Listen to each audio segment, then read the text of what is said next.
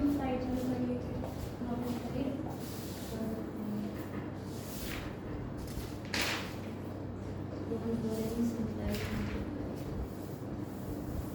ठीक है।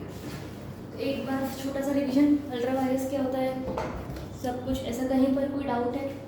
Ultra vires acts which are ultra यानी कि above beyond the powers of the company. अगर कंपनी के बाहर जाता है या कंपनी के एमओए के बाहर जाता है, it will B void, not effective. अगर कोई ट्रांजैक्शन ऐसी होती है तो हम उसको एप्लीकेबल नहीं मानेंगे, it will not have any effect over any transaction between the parties and so on so forth, right. उसके अलावा it is ultra vires the directors और ultra vires the AOA.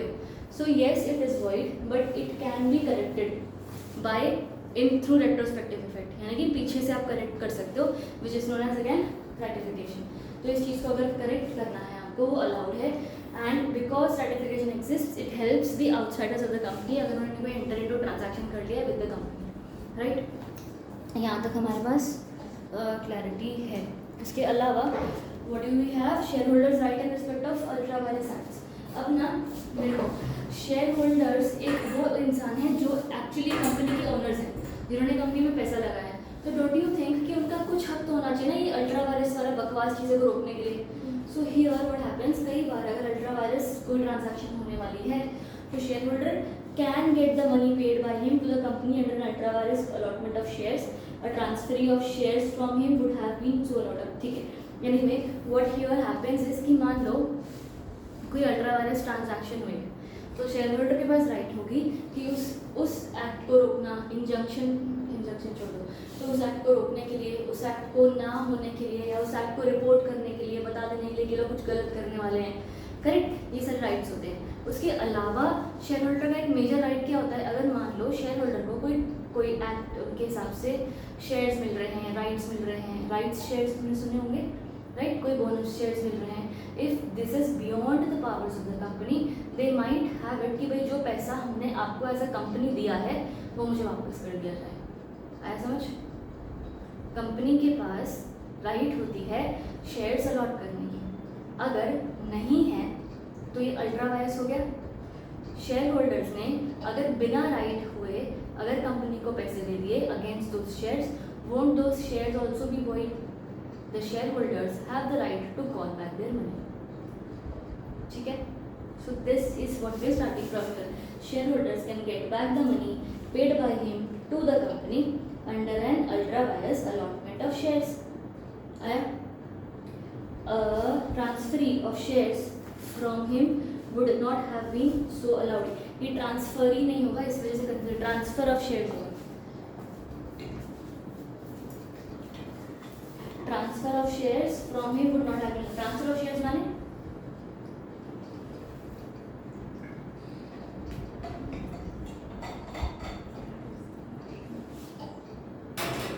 Shares मैंने ट्रांसफर कर दिए, वो वाले शेयर्स फ्रॉम हिम बोला ना, को फ्रॉम हिम, कौन हिम? कंपनी के शेयर होल्डर।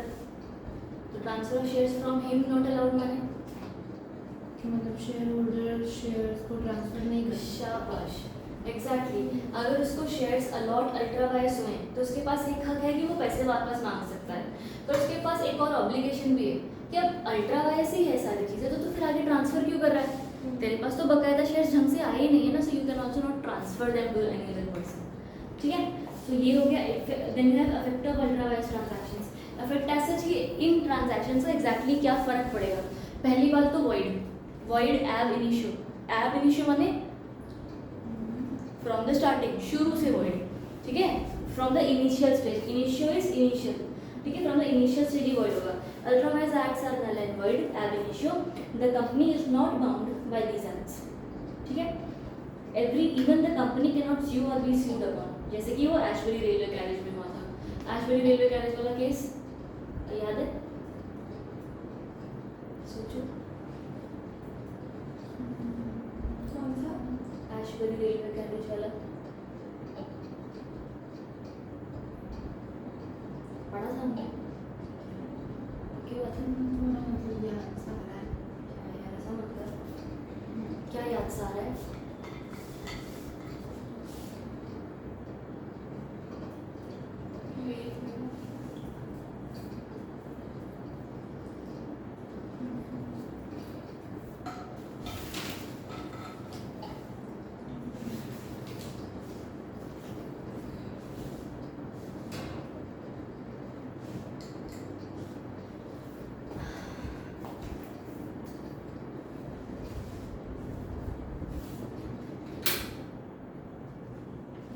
इसमें वो था शायद कि कुछ एमओए में इम्प्लाइड लिखा हुआ था, मतलब ऐसा, पर वो एक ऐसी चीज़ थी कि मतलब वो इम्प्लाइड वाले में नहीं आती, ऐसा कुछ। जनरल कॉन्ट्रैक्टर्स वर्ड है। हाँ वही, वो उसमें नहीं आता। क्या नहीं आता था उसमें? सारा भूल गया यार, मैं कितनी देर लगा के पढ़ा जो इम्प्लाइड पावर्स में मतलब वो वर्ड नहीं आता, वो अलग से उसमें एमओए में मेंशन करना पड़ेगा ऐसा कुछ था। हाँ, वो हमने उसके कंक्लूजन में बाद में पढ़ा था। हमने वो पढ़ी थी चीज़ कि उसने किसी और कंपनी को लोन दिया था रेलवे की पटरी बनाने के लिए, याद आ रहा है? सो अब जो आपका एमओए, जो इसके पिछले पेज पर एमओए लिखा हुआ है, एमओए का ऑब्जेक्ट क्लॉज लिखा हुआ है इसके, ठीक है? इसके ऑब्जेक्ट क्लॉज में कुछ land hire, plant and machinery वाला कुछ, and general contractors. The word general contractors सामने वाले पार्टी ने एज्यूम किया, अगर जनरल मतलब लिखा है तो रेलवे का कोई भी जनरल कॉन्ट्रैक्ट कर सकते हैं लोग, पर जनरल कॉन्ट्रैक्ट का मतलब होता है रेलवे के साथ वाला या रेलवे के हिसाब से वाला। किसी और कंपनी को लोन देना to build a railway line वो जनरल कॉन्ट्रैक्ट नहीं है, ठीक है? जनरल इज अपने ही काम को लेकर कुछ काम करने वाला जनरल होता है। तो इन्होंने यहाँ पर स्पेसिफिकली उस तरीके से बात की, ठीक है? अब वो उन्होंने मना कर दिया कि भाई जनरल कॉन्ट्रैक्ट की तो क्या बात कर रहे हो आप, ऐसे थोड़ी ना होता है, et cetera et cetera, and thus it was not to be done, और even if done it will not hold any power on the company. इस कंटेक्स्ट में हम क्या पढ़ रहे थे कि does not have it me effect, है ना, वर्ड एब इशू है। तो वर्ड एब इशू में क्या हुआ था, रेलवे कैरेज वाली कंपनी के साथ एक कंपनी थी एमएस, वो रिची हम यहाँ पर लिख भी रहे थे। तो जो रिची वाली कंपनी थी ना, उसने एशबरी रेलवे कैरेज पर केस कर दिया था कि आपने जब मुझे प्रॉमिस किया था कि आप मुझे लोन दोगे तो आप अभी पीछे क्यों हट गए, और अगर आप अभी पीछे हट गए, ठीक है, तो इस हिसाब से तो फिर हमारी बात गलत हो जाती है। If you have backed out I am liable to get compensation for that breach of the contract, ठीक है? तो जब वो लोग कोर्ट गए तो कोर्ट ने मना किया, कोर्ट ने बोला क्या कि इस कॉन्ट्रैक्ट का कोई इफेक्ट ही नहीं है, ये कॉन्ट्रैक्ट अपने आप में ही नल एंड वॉइड है, राइट? अगर ये कॉन्ट्रैक्ट अपने आप में नल एंड वॉइड है तो काहे की कंपेंसेशन, करेक्ट? तो इसलिए ही फिर एक्चुअली रेलवे कैरेज के ऊपर कोई केस नहीं हुआ, उन पर कोई पेनल्टीज नहीं लगी, ना ही रिची को भी कंपेंसेशन मिला, ऐसा समझ? तो इसलिए ही ये कॉन्ट्रैक्ट्स इनिशियली वॉइड होते हैं, वॉइड एब इनिशियल होता है। Next you have injunction. Injunction मतलब क्या होता है, देखो ये ना, ये वर्ड यूजुअली तुम्हें लॉ में दिखता है कि ना कई बार कुछ अच्छा देखिए, एग्जाम्पल के तौर पे अगर यहाँ पर ऐसा लॉ है कि ना तुम लोग जो बिल्डिंग है ना वो 2 ही फ्लोर्स की बना सकते हो, ठीक है, या 2 या तो 1 फ्लोर कर लो, ये 0 ये 1 हो गया, ठीक है, इतना ही बना सकते हैं। उसके ऊपर अगर कुछ बनाया तो वो गलत हो जाएगा, नहीं अलाउड होता है। एग्जाम्पल, ठीक है, कल को अगर मान लो मेरे सामने वाले कोई है, उनके ऑलरेडी 2 फ्लोर्स हैं, तो वो एक तीसरा कंस्ट्रक्ट कर रहे हैं अभी, ठीक है, तो मैं मना करूँगी मत कंस्ट्रक्ट करो, अब मेरी काका लग तो मेरी की सुनेगा, नहीं सुनेगा, तो मैं इनके खिलाफ केस कर सकती हूँ, राइट? केस करने में जब जाऊंगी सब बोलूँगी ये गलत करे, मुझे हो सकता है ना मेरे को धूप आती थी अब नहीं आ रही, मेरे पौधे मर रहे हैं, उन्होंने आगे बिल्डिंग बना दी, तो अब मुझे प्रॉब्लम आ रही है, मैंने केस किया, तो केस करने के वक्त जो कोर्ट है ना, कोर्ट भी एक डिसीजन लेगी, तो कोर्ट एक ऑर्डर पास करेगी, कोर्ट जो ऑर्डर पास करेगी उसका नाम होगा इंजंक्शन, ठीक है? असेंस क्या हुआ, इनको इंजंक्शन के हिसाब से इनको स्टॉप कर दिया जाएगा टू कंस्ट्रक्ट, ठीक है, और यह स्टॉप के साथ साथ जो कंस्ट्रक्ट कर दिया होगा, अगर मान लो कुछ कर दिया है तो उसको तोड़ा भी जाएगा, है ना, तो डिमोलिश, ठीक है, और इसको बोल सकते हैं कि ब्रिंग बैक, ऐसा मैं ऐसे इनफॉर्मली लिख रही हूँ, bring back to original state बोल सकते हैं। तो ये पूरी कहानी से हमको एक चीज समझ में आ गई कि इंजंक्शन का एग्जैक्टली मतलब क्या होता है, ठीक है? Injunction is usually a word which is used in the law, in the courts etcetera, wherein you are able to stop a person from doing an act, and if he has already done the same act up to any extent, you can tell him to bring back it to the same position. कोई चीज़ अगर गलत है तो उसे रोकने को injunction कहते हैं। I am passing an injunction order against you, stop it right away, ठीक है? अगर शेयर होल्डर्स को पता चलता है कि कंपनी के डायरेक्टर्स या कोई भी कुछ गलत काम कर रहे हैं, तो शेयर होल्डर्स उनके खिलाफ इंजंक्शन का ऑर्डर पास कर सकते हैं। कि अगर आप अल्ट्रा वायरस एक्ट करने वाले हो ना तो इंजेक्शन नहीं करना, ठीक है। तो members can get an injunction to restrain या कम्युनिस्ट्रेट यानी कि रोकना a company when ultra vires act has been और is about to be implemented. बढ़िया। पर्सनल लायबिलिटी ऑफ डायरेक्टर्स, अगर पता लग गया कि एग्जैक्टली किस डायरेक्टर ने क्या काम गलत किया है तो हम अब कंपनी को तो लायबल कर नहीं सकते थे क्योंकि पूरा एक्ट नल एंड वॉइड है, पर कंपनी के अंदर जिस डायरेक्टर ने गलत काम किया उसके तो कॉलर पकड़ लेना कि बड़ी होशियारी मारा, जबरदस्ती का नाम खराब कर दिया हमारा पब्लिक में। तो पर्सनल लायबिलिटी ऑफ डायरेक्टर्स, ठीक है। तो उन्होंने it is one of the duties of directors to ensure that the corporate capital is used only for legitimate business of the company and hence if such capital is diverted to purposes alien to the company's memorandum. Alien मतलब जादू, alien मतलब एकदम दूर, एकदम अलग, एकदम contrary, ठीक है। Alien to the company's objectives, कहाँ था ये, हाँ, company's memorandum, the directors will be personally liable to replace it. अगर आपने कंपनी का पैसा ऐसी जगह यूज किया है जो कंपनी के ऑब्जेक्ट से एकदम परे, तो वो पैसा लाओ वापस दो, रिप्लेस करो उस मनी को, ठीक है। आया मतलब पक्की बात। तो अब ये अगले लाइन में आ जाओ, ये अ शेयर होल्डर, नीचे बस रिप्लेस इट के नीचे exactly, a shareholder can maintain an action against the directors to compel them to restore the company's funds of the company that have been employed in transactions that have no authority to enter into without making the company a party to the suit। ऐसा कुछ मतलब बहुत बड़ा right है ये, बिना company को लेकर आए, बिना कंपनी के साथ केस किए आप अकेले भी एक डायरेक्टर पर केस कर सकते हो। नहीं तो यूजुअली हम ये बोलते हैं ना कि company party to the suit है, कंपनी ही केस करेगी, कंपनी ही to sue and ready to be sued वाला राइट होता है। यहाँ पर अगर ऐसा कुछ हो गया तो shareholder can sue on behalf of the company get the money back, ठीक है। अगला इन्होंने बोला, हाँ ये चलेगा ऐसे, हाँ इन्होंने हाउएवर डिस्टिंक्शन और ये सब लिखा हुआ है ना अगले पैराग्राफ में, स्पेसिफिकली उसमें ये एक्सप्लेन किया है कि लेकिन अगर अल्ट्रा वायरस दी आर्टिकल ही हुआ तो रेटिफाई हो सकता है, कोई बात नहीं, तो हमें डायरेक्टर को इतना झड़पाने की जरूरत नहीं है, अगर कंपनी का मन हुआ तो इट में रेटिफाई। फिर इधर में खड़ी तो दिख रहा है कैमरे में, नहीं ना,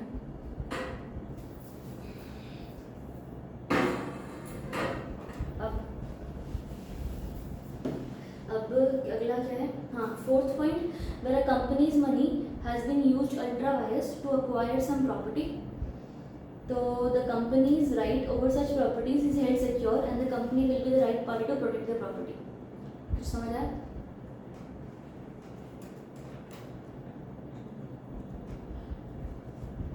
कि अगर किसी कंपनी का पैसा किसी प्रॉपर्टी पे यूज़ हो रहा है जो कि अल्ट्रा वायरस है, तो कंपनी के पास राइट है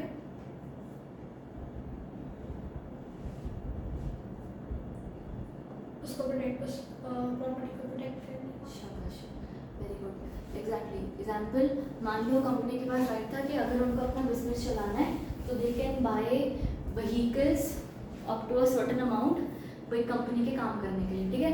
डायरेक्टर्स तो खुश हो गए कि अच्छा बिजनेस चला तो मर्सिडीज खरीद ली, चलो बढ़िया, क्लाइंट को इसमें लेकर आएंगे, वो लोग इंप्रेस होंगे। तो this might be beyond the MOA, beyond the object of the company, ठीक है। अभी ये चीज़ हो तो गई गलत, बात समझ है, पर अब मर्सिडीज तो आ गई ना, तो कंपनी का राइट है कि उस मर्सिडीज को अपने पास रख सकते हैं। The property, the asset, anything which is bought, which the transaction itself being ultra vires, ठीक है। तो उस चीज़ का लेकिन आ गया है तो क्योंकि कंपनी का पैसा लगा है इसलिए बचाया जा सकता है। अगर कंपनी इवेंचुअली ट्रांजैक्शन गलत है पर पैसा तो कंपनी का है, लोग इस तरीके से सोच रहे हैं, फिर तो वो ऐसे कुछ भी कर लेंगे। हाँ, you are absolutely correct, this is an ambiguity in the law, पर ये है क्योंकि ये थोड़ा सा ना पार्शियल बना हुआ है टुवर्ड्स कंपनीज। सामने वाले बंदे को अगर तूने पैसे नहीं दिए तो वो कुछ नहीं कर सकता, पर तूने सामान ले लिया तो तेरी ऐसा थोड़ी होता है। नलन वोडी होना चाहिए ना, गाड़ी वापस जानी चाहिए और पैसा रिटर्न होना चाहिए, पर ऐसा नहीं होता। इसमें तो ये है कि अगर ट्रांजैक्शन हो ही गया है और पैसा चला ही गया, अगर वो सामने वाला बंदा रिटर्न नहीं कर रहा है तो गाड़ी तुम्हारे पास फिर रहेगी, ऐसा ही है। फिफ्थ, द अल्ट्रा, यही है ना fifth, ultra wise boring do not create relationship of creditor and debtor, ये हमने पढ़ा था, इधर नहीं पढ़ा था, पहले कभी पढ़ा था, हाँ पढ़ा था, है ना। Does not create a relationship between debtor and creditor, कि भाई इन दोनों में नहीं बनता, लोन्स एंड बोरिंग्स वाले में आपस में इनका रिलेशनशिप कभी बना ही नहीं, नल एंड वॉइड है। कंट्रीब्यूटरीज वाला कुछ केस था, उसके अंदर। मुझे केस का नाम तो नहीं याद आ रहा, आई थिंक शाह वाला केस था, शाह जस्टिस शाह वाला ही था। इसमें था ये, नहीं ये तो चैरिटी वाला था। इसमें ये ऐसे नहीं दिया होगा। वाइंड अप वाले में कुछ था, अच्छा ऐसे दिया होगा सिर्फ। हाँ कुछ कि 2 लाख का लोन दे सकते हैं, अगर आपने 3 लाख का दे दिया तो उस केस में वो ट्रांजैक्शन मानी नहीं जाएगी, वो वॉइड हो गई, तो उसमें हम कुछ कर नहीं सकते आपकी हेल्प। बस एग्जैक्टली। तो ये जो लेना देना था उसमें कभी डेटर्स क्रेडिटर्स का रिलेशनशिप एग्जिस्ट नहीं हुआ। वो था कि कंपनी वाइंड अप होता है, मैंने आपको कंट्रीब्यूटरीज भी समझाया था कि कौन होता है, जब फाइनली सब लोग पैसे देते हैं उस टाइम पर को कंट्रीब्यूटरीज कहते हैं। ठीक है, तो एक तो हो गया, उसके बाद तुम्हारा है अल्ट्रा वायरस टॉर्च। यही वाला था जस्टिस शाह। वही था, चलो सही है। अल्ट्रा वायरस टॉर्च आ जाओ। टॉर्च का मतलब सुना है कुछ, कभी सुने हैं वर्ड टॉर्च? CSET में था तुमको सिलेबस में, पता है टॉर्च? लॉ ऑफ टॉर्च नाम ने काफी इंपॉर्टेंट चैप्टर नहीं है। नहीं है। लॉ ऑफ टॉर्च वैसे चैप्टर इम्पोर्टेंट है हाँ, पर CSET के पर्सपेक्टिव से कम है क्योंकि कम पूछते थे उसके। क्राइम रिलेटेड था शायद। टॉर्च है ना, सुन लो, टॉर्च है ना, बड़ा इंटरेस्टिंग कॉन्सेप्ट है। I used to love this, हमको लॉ में भी काफ़ी पढ़ाते थे। ठीक है ना, एक और तुम्हें मतलब we won't be wasting time, आपको है अगले दूसरे एक सब्जेक्ट में पूरा चैप्टर है टॉर्च का। तब देखो टॉर्च का मतलब एग्जैक्टली ना होता है एक तरीके का रॉन्ग, ठीक है, कुछ गलत होना। बढ़िया, ये समझ में आ गया। अब रॉन्ग तो बेसिकली देखा जाए सब मोटा मोटी अगर हम लोग बांटे तो 2 तरीके के रॉन्ग्स होते हैं, सिविल और क्रिमिनल। ठीक है, क्या हर तरीके का क्रिमिनल रॉन्ग ऑलमोस्ट कहीं ना कहीं किसी ना किसी लॉ में लिखा होगा? चाकू नहीं घोंपना, मारना नहीं, घूरना नहीं, पत्थर नहीं फेंकना, कुछ तो लिखा होगा ना हर जगह पर कि मानहानि नहीं करनी है, किसी को डराना नहीं है, धमकाना नहीं है, थ्रेटन नहीं करना है, बंदूक नहीं दिखानी है, ये सब लिखा होता है एकदम अच्छे से कि भाई क्या नहीं क्या ऐसा है। अगर तुमने किसी को डराया और वो डर गया ना तब भी ये लॉ रॉन्ग है, क्रिमिनल रॉन्ग है। तो criminal wrongs have been properly defined in the law, बहुत प्यार से, बहुत अच्छे से। ठीक है, तो ये सारे ना आपके दूसरे क्रिमिनल लॉज में डेट हो जाते हैं। टॉर्ट्स जो है ना, टॉर्ट्स आपके इस टाइप के रॉन्ग्स में आते हैं जो सिविल रॉन्ग्स होते हैं, एक तरीके के सिविल रॉन्ग्स होते हैं। ठीक है, अब सिविल रॉन्ग्स भी कई वाले ऐसे होते हैं जिनको अलग अलग हम बाइफरकेट करते हैं कि कुछ होते हैं जो इसे लीगली रॉन्ग है, लॉ में लिखा है कि गलत है। ठीक है, अगर लॉ में लिखा है गलत है तो उसके लिए भी तो फिर लॉ बनाया है ना, तो वो भी उसको भी एक लॉज में डाइट हो जाता है। हम बोल कर रहे हैं पता है, ऐसा कोई गलत जो कहीं लिखा ही नहीं हुआ है पर गलत है। आई बात समझ कि ये चीज़ है ना लिखी तो नहीं है पर होनी तो नहीं चाहिए। अपने दिमाग लगाएंगे तो लगेगा नहीं होना चाहिए। अच्छा हाँ, मान लो तुम यहाँ पे क्लास में आ रहे हो, ठीक है, बढ़िया, मैं तुमको बुला रही हूँ और मैं अगर आज मैं तुमको बताऊँ वो जो वहाँ पर एक डब्बा पड़ा है ना उसके अंदर तो मैं भाई कोबरा रखती हूँ, मेरा पेट एनिमल है एंड आई लाइक इट। ठीक है, अब ये चीज़ और फिर लेकिन और यही टाइम है उसका, उसको सेल करने का टाइम है, वो यहाँ पे घूमने का। बढ़िया, तो है तो मेरा पेट, खराब तुम्हारे साथ कुछ कर नहीं रहा है, बढ़िया अपना सेल कर रहा है, तुम्हें क्या प्रॉब्लम है? इस चीज़ को कहीं पर लिखा है कि मैं ऐसे पेट एनिमल नहीं छोड़ सकती हूँ? कहीं नहीं लिखा है, पर ऐसा करना चाहिए मुझे? नहीं करना चाहिए। तो कुछ चीज़ें हेंस मॉरली गलत होती हैं। ठीक है, जो चीज़ें मॉरली गलत होती है ना वो टॉर्च में आती है। कहीं लिखा है बाहर खड़े होकर नीचे गमला मत फेंको? नहीं लिखा ना, पर फेंकना चाहिए? नहीं फेंकना चाहिए। तो कुछ चीज़ें ऐसी जो कहीं लिखी नहीं है पर नहीं करनी चाहिए, तो फिर आप टॉर्च के अंदर केस में जाते हो कि फिर आप पर टॉर्च का केस होता है कि भाई जो नहीं ये चीज़ गलत लिखा है, क्योंकि इसे फिर कभी प्रूव ही नहीं कर पाएंगे ना। मैं तो बोल दूँगी कि हाँ मैं नहीं लिखा है तो मैं क्या कर सकती, थोड़ी ना I wanted to I do it, मेरे को क्या मुझे वो बंदे से प्यार है, मेरे को उसको फूल देना था, अब मैंने गमला साथ में दे दिया तो इसमें मेरी क्या गलती? गलत बात। ऐसे तो बस ये सारी ये चीज़ें हैं। So torts are specifically those wrongs which might not be legally written or mentioned in the laws, but they are wrong, they are morally wrong, they should not have been done. There are various reasons, और आप उसको depth में पढ़ोगे, ये basic मोटा मोटा है। ठीक है, कंपनीज के लिए भी फिर कुछ टॉट्स हो सकते हैं कि कंपनीज को कुछ ये चीज़ नहीं करनी चाहिए, वो चीज़ नहीं करनी चाहिए, राइट। तो यहाँ पर कंपनी के लिए कुछ अल्ट्रावायलेट टॉट्स भी होते हैं कि कुछ ऐसे चीज़ें company will not be liable for torts committed outside its objects. तो कंपनी कोई गलत कर रही है पर वो गलत भी उसके एमओए के बाहर है। अगर बाहर जाकर कुछ अचानक से मान ले कंपनी के डायरेक्टर ने किसी का मर्डर कर दिया, तो ऐसे थोड़ी ना फिर हर चीज़ के लिए आप कंपनी को लाइबल कर दोगे। So there might be some things which might be a टॉट, which might be a wrong, but still not the company's wrong. Getting the point? So the tort will not be liable. A company will not be liable for the torts committed outside its objects. In order to make company liable for the torts or crimes of its employees, it will have to be proved that tort was committed in the course of an activity which in its purview of company's memorandum, and it was committed by the employee within the course of his employment. इसका मैं एक example तुमको ढूंढना होगा क्योंकि बिना example के नहीं समझ आता ना। एग्जाम्पल चलो ठीक है, एक अच्छा एग्जाम्पल अगर हम ले सकते हैं, सो यू कैन बी एक डायरेक्टर है, ठीक है, जिन्होंने अपने ऑफिस में शेर रखा हुआ है, उनको पसंद है चीते शेर रखना, वो अपने ऑफिस में रखे हुए हैं। तो उन्होंने बढ़िया अपने ऑफिस में शेर रख लिया। अब कोई भी बंदा उनके क्लाइंट में आता है ऑफिस में तो बस उनको शेर दिखाते, साथ ही टिकट के पैसे भी लेते, देख मैं तेरे को शेर दिखाया, बढ़िया उनका ये चल रहा है। उसी दिन शेर को भूख लगी थी, उसने किसी को ईट कर लिया, तो बात वहीं खत्म हो गई, सब कुछ सेट, काम खत्म। ये चीज़ें कंपनी से कोई दूर दूर तक लेना देना है, company will not be liable. Company के ऑब्जेक्ट्स के अंदर अंदर अगर कोई रॉन्ग होता है तो ही कंपनी लाइबल होती है। अब ये सिर्फ दूसरा एग्जाम्पल, ढंग का एग्जाम्पल है कि मैं तुमको दूँ एग्जाम्पल है कि ना एक ट्रांसपोर्ट कंपनी है, ठीक है। अब कंपनी के ट्रांसपोर्ट कंपनी का कोई ट्रक का मान लो ड्राइवर है, ठीक है। अब ये जो ट्रक का ड्राइवर था ये गया पेट्रोल भरवाने, वहां पर पेट्रोल पंप पे मस्त ऐसा गाड़ी पे खड़े होकर फूक रहा है मजे से, उसके चक्कर में पूरा पेट्रोल पंप बम हो गया। अब ये क्या था, कंपनी का एम्प्लॉय कंपनी के ही ऑब्जेक्ट्स को करते हुए while being an employment of the company एक टॉट कर बैठा, इसके लिए कंपनी लाइबल हो जाएगी। आया समझ? आपको चीज़ों को प्रूफ क्या करना है कि कंपनी के ऑब्जेक्ट्स के इर्द गिर्द हो, जिस बंदे ने किया है वो कंपनी के अंदर अभी एम्प्लॉयमेंट में होना चाहिए, and only then it can be proved टॉट। आया समझ? अगर ये नौकरी छोड़ चुका होता ना तो प्रॉब्लम नहीं थी, अगर ये घर जाते हुए कहीं पर बैठ के फूक रहा होता वो तो भी प्रॉब्लम नहीं थी, क्योंकि ये कंपनी का काम कर रहा था, कंपनी के लिए काम कर रहा था और कंपनी का ही एम्प्लॉयमेंट में था, तो बस इसलिए इट वॉज अ टॉट for which the company was liable, the company will be liable to pay damages, जो भी मतलब आगे जो भी तुम्हारी कोर्स की प्रोसीडिंग्स होंगी। गेटिंग द पॉइंट से कुछ हल्का फुल्का क्लैरिटी यार। तो इस तरीके से ना थोड़े अच्छे थोड़ा है, taught is a very interesting subject अगर तुम कल को पढ़ते हो तो।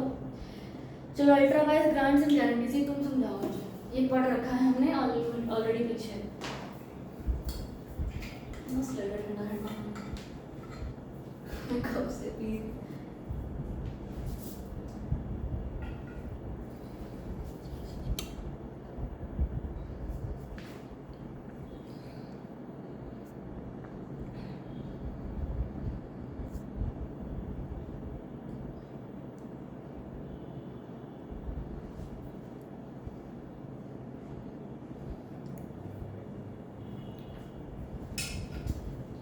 रिइंबर्समेंट क्या होता है?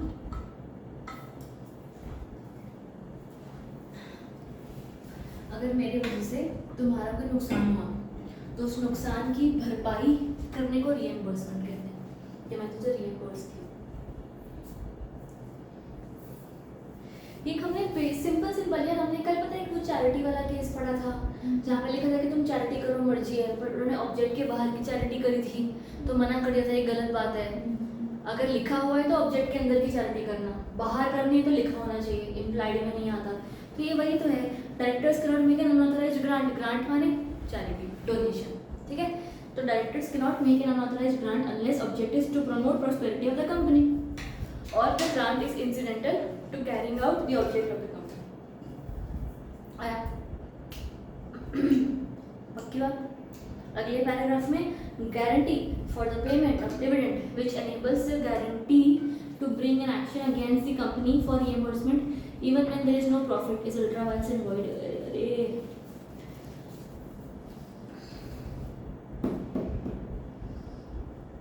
देखो कंपनी के अंदर तो ये पता है इक्विटी शेयर्स आपको डिविडेंड देते हैं, राइट? ये जो डिविडेंड होता है, इस डिविडेंड का कोई मिलना पक्का होता है? पक्का नहीं होगा ना, प्रॉफिट होगा तो मिलेगा, नहीं प्रॉफिट होगा तो नहीं मिलेगा। मान लो कंपनी के किसी बंदे ने तुम्हें गारंटी दी इस साल 6% डिविडेंड मिलेगा, नहीं मिलेगा तो केस कर देना, नहीं मिला तुमने केस कर दिया, तो ये नहीं हो सकता कि कोई भी person giving a guarantee on behalf of the company that you will get this much amount of dividend is a wrongful thing to do, it is not possible. ये वाला जो तुम्हारा पैराग्राफ है ना, इस पैराग्राफ का कोई कंटेक्स्ट नहीं है ऊपर नीचे, so even if you don't study it चलेगा, मतलब कट कर सकते हो उसको। Exceptions to the doctrine of ultra vires, अच्छा ये जो चीज़ें मैं कट करवा रही हूँ उसे कर देना, ऐसा मर्जी से अपनी कर ही देना कट, नहीं पढ़ना, वो एग्जाम टाइम में फिर कंफ्यूज मत हो जाना कि क्या अचानक से हो गया। Exceptions to the doctrine of ultra vires, exceptions ठीक है 4, अभी 4 एक्सेप्शंस भी लेस इंपॉर्टेंट है, वैसे एक्सेप्शंस तो मैं बहुत पूछते हैं पेपरों में, ये वाले का कंटेक्स्ट थोड़ा अजीब है, but anyway any act which is performed irregularly but otherwise in intra vires, एक काम जो यूजुअली कंपनी में नहीं होता है पर ऑब्जेक्ट में है तो कर सकते हो ना, नहीं होता जिसका मतलब थोड़ी कर नहीं सकते हैं, गेटिंग द पॉइंट। तो इरेगुलर है बट अदरवाइज इंट्रावायलेंस, तो फिर वैलिड ही है, करो, इट इज एन एक्सेप्शन। कोई सेंस बना इसका? एक्सेप्शन कैसे हुआ जब अल्ट्रा वायलेंस है ही नहीं, तो एक्सेप्शन तो वो हुआ ना कि अल्ट्रा है फिर भी कर सकते हो, ये तो इंट्रा ही है। If any act is deemed to be within the authority of the company by the Companies Act, then they will not be considered as ultra vires even if they are not explicitly stated in the MOA। मतलब कोई ऐसा चीज़ company के object से जुड़ा हुआ है, companies act allow करता है, और उन्होंने देखो any activity which is deemed to be within the authority of the company, within the authority of the company मतलब MOA के अंदर होगा, तो फिर तो अलाउड ही होगा ना।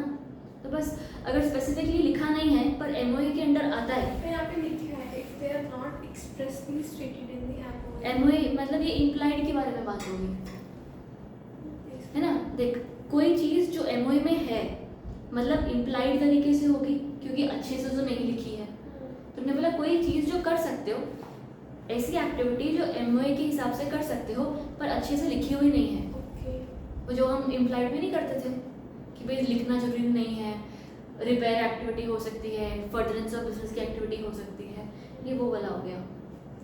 Any incidental or consequential effect of the Ultra Vires Act will not be invalid unless the Companies Act 2013 expressly prohibits such act। ये पॉइंट कट कर दिया, मैं समझा दूंगी फिर इस पॉइंट से पूरे चैप्टर का वजूद बढ़ जाएगा बड़ा ही। Any act which is outside the authority of the directors of the company, पर कंपनी के तो इंट्रा हो गया, फिर क्या हुआ?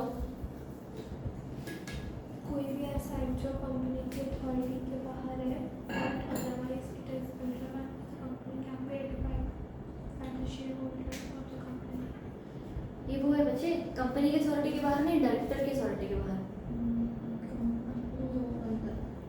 बट कंपनी के तो अंदर है, हाँ तो तो फिर फिर कर सकते हैं, रेटिफाई हो जाएगा ना, वो तो MOA के बाहर हुआ ना सिर्फ। बीच में जाके हाँ। नहीं कर सकते।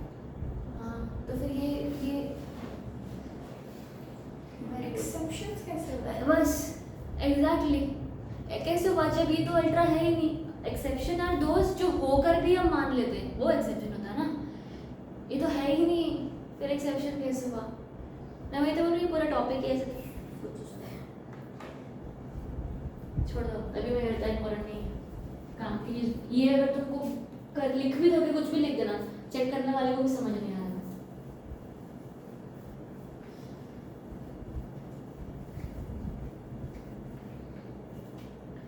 चलो आज करंट में नहीं आना लगता, कोई रिप्लाई भी नहीं आया ना। डोमर मैनेजमेंट और अपना कंस्ट्रक्टिव ना, constructive notice.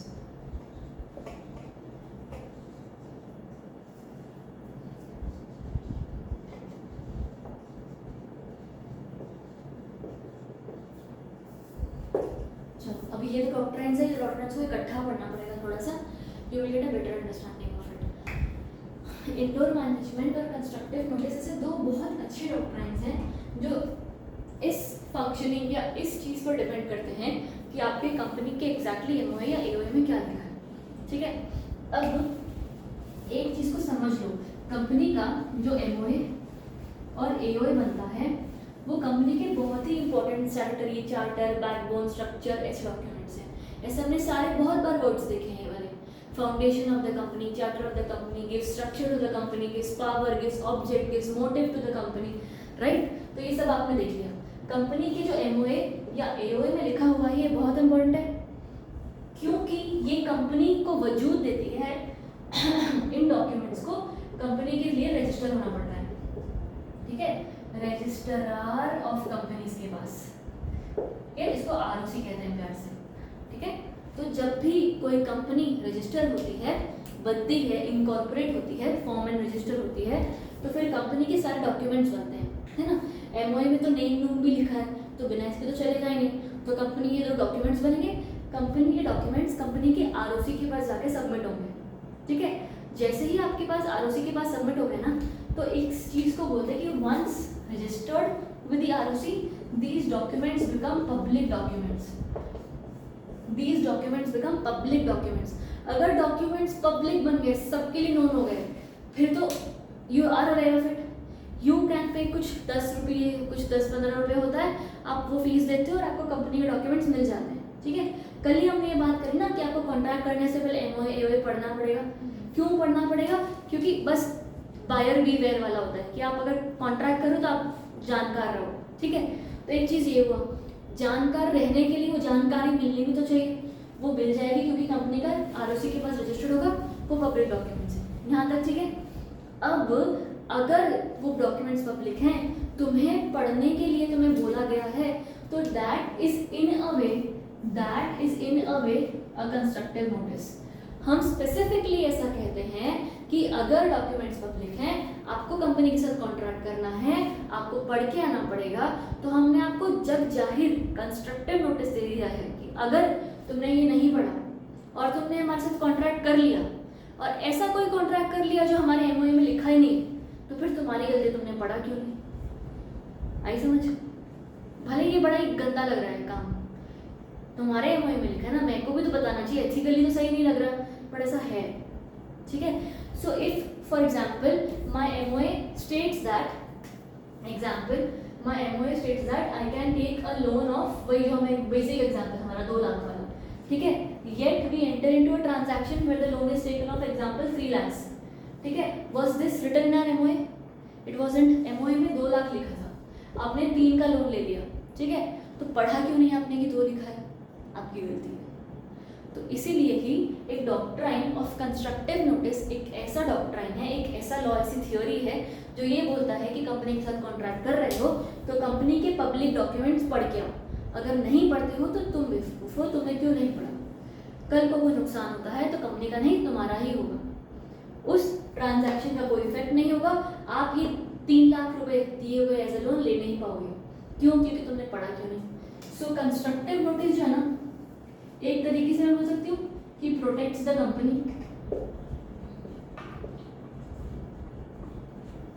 Right, it protects the company against the outsiders, correct. चलो ये भी लिखिए,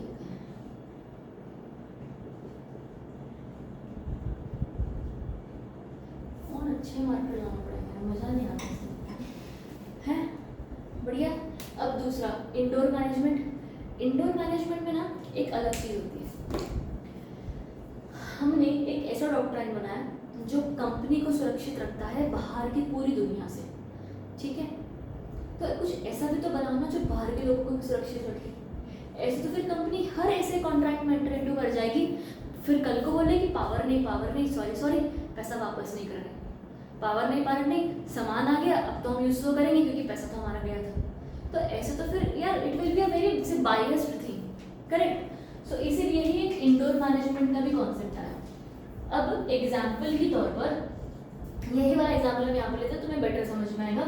एग्जाम्पल के तौर पर कंपनी के एमओए में लिखा है कि लोन ले सकते हो 2 लाख का। ठीक है, इस 2 लाख के लोन लेने के लिए ना एक ही चीज़ इंपॉर्टेंट है। क्या?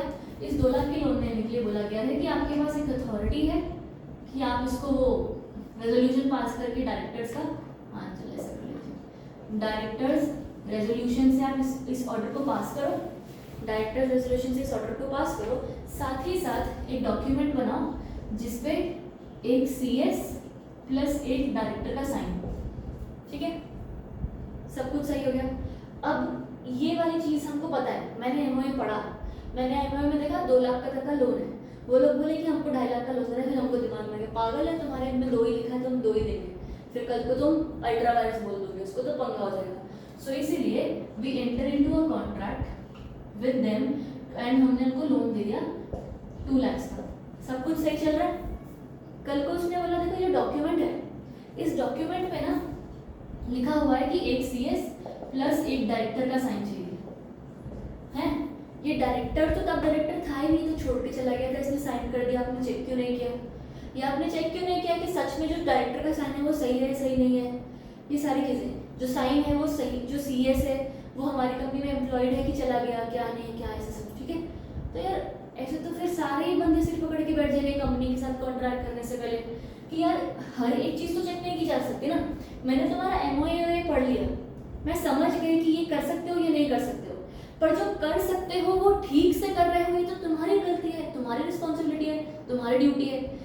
I as an outsider have the entire responsibility, entire right to assume that whatever done inside the company is duly done, उसमें कोई गड़बड़ नहीं हुई है। ठीक है, अगर अंदर कंपनी के अंदर इंडोर में कोई गलती होती है तो I am not liable। ठीक है, तो doctrine of constructive notice company को प्रोटेक्ट कर रहा था, doctrine of indoor management company के बाहर के लोगों को प्रोटेक्ट कर रहा है कि कंपनी के अंदर आपके पास पूरी रिस्पॉन्सिबिलिटी अजम्पशन करने की पावर है कि अंदर सब कुछ सही हुआ है, अगर नहीं हुआ है तो कंपनी की गलती है, तुम्हें तुम्हारा पैसा बकायदा सब कुछ मिलेगा। आया समझ? तो ये दोनों मोस्टली इकट्ठे काम करते हैं। So here it protects the, ये इजी अगर मैं लिखूं तो ये protects the outsiders against the company. ठीक है, आया कुछ समझ? पक्की बात? एक चीज़ें और है कुछ देखो, एक ना यहाँ पर एक ऐसा होता है कि कंपनी के डायरेक्टर ने अगर कुछ काम किया, ये रूल है वैसे, कंपनी के डायरेक्टर ने अगर कुछ काम किया, काम करने के बाद पता लगता है कि ये डायरेक्टर ना फ्रॉड था, ये डायरेक्टर सही से अपॉइंटेड था, डायरेक्टर के अपॉइंटमेंट के बहुत सारे रूल्स हैं, डायरेक्टर सही से अपॉइंटेड नहीं था, डायरेक्टर कोई गलती कर रहा था, डायरेक्टर इंसॉल्वेंट हो गया था, मंदी पड़ गई थी उसकी, कुछ भी हो गया था। ठीक है, तो if he was not duly appointed तो गलत बात हो गई ना, तो उसके जो भी उसने काम किए वो भी गलत हो जाएंगे, करेक्ट? पर हम अंदर, क्योंकि हमें ये protect the outsiders against the company करना है, कोई भी डायरेक्टर जब कोई काम करता है और उस काम करने के बाद पता लगता है कि वो सही से अपॉइंटेड नहीं था, तो उसके किए हुए काम है ना वो माने जाएंगे, खारिज नहीं होंगे। क्यों? क्योंकि यार ऐसे तो फिर हर उसका काम गलत हो जाएगा, कंपनी हाथ उठा लेगी कि sorry director was not duly appointed, तो द काम इज गया, यू आर गया, पैसा हमारा, तुम गया, तो गलत हो जाएगा बात। इसलिए ही any director who was or was not duly appointed will not affect any transaction entered into before the notice of his vacancy or before the notice of his disqualification। आ रही बात समझ? पक्का? कोई डाउट कहीं पर? ज़्यादा जानकारी दे दिया इकट्ठा?